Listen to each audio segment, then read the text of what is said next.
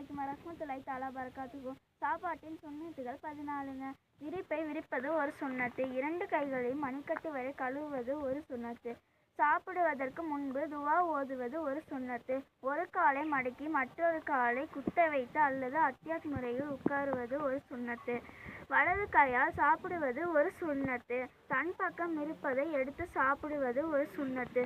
3 விரல்களால் சாப்பிடுவது ஒரு சுன்னத்து. உணவு கீழே விழுந்துவிட்டால் அதை எடுத்து சாப்பிடுவது ஒரு சுன்னத்து.